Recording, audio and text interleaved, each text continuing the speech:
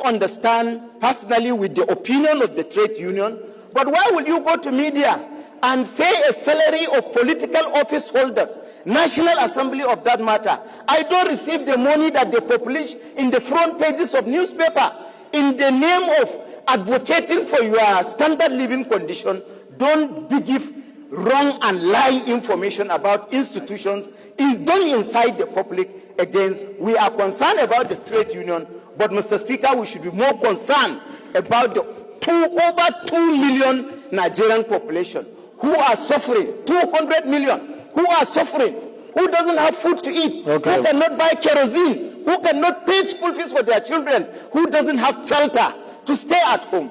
We should remember, we must be proactive, hold that bill, adjust it, call for public hearing. Stakeholders should consider that. If we have done our job, federal government will not be doing what they are doing now. The prices of commodities in market, the standard living condition of the people is sympathetic. So it is very terrible.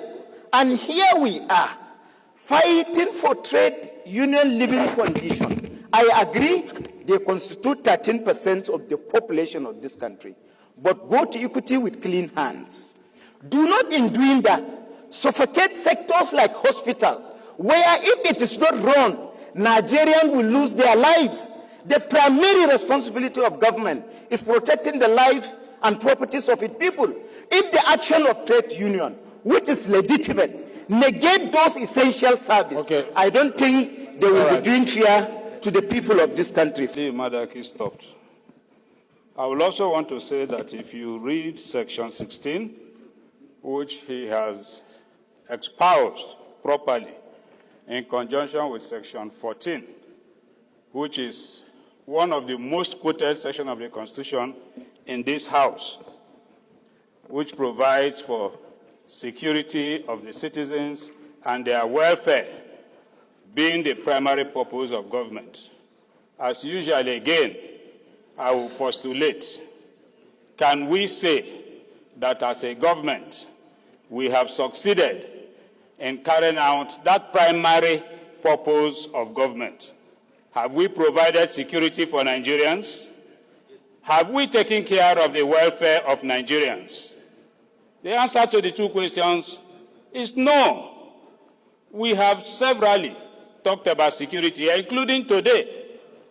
In fact, it's as if one Nigerian life today equals to 1 minute silence.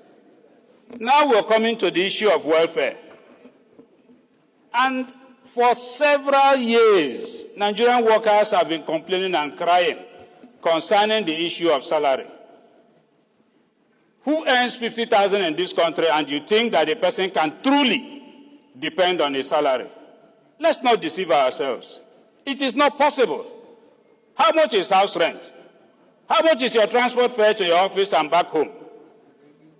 And so we expect a Nigerian worker to earn as low as that and continue to serve this country. Let us stop playing the ostrich. Let's be realistic. Let's carry out our role to provide for the welfare of the citizens of this country by providing living wage for the Nigerian worker. It's really unfortunate when you hear a government talking about minimum wage and shying away from living wage. This House has resolved in the past that there is urgent need for living wage to be considered for Nigerian workers. However, having said so clearly, I will join the mover of the motion to commend the Nigerian workers for shelving the strike in the interim and allowing an opportunity for discussions and reconciliations of these issues. Although we commend them for doing that, I will also use this opportunity to also say that sometimes when we embark on some of these actions, we should not overstep boundaries. The area of switching off power in the entire country as a way of protest should be condemned. It is not proper. It is not opposite. Who are you protecting? People are in the clinic. Some persons, their lives depended on power at that moment, and you switch off the national grid. that was going too far.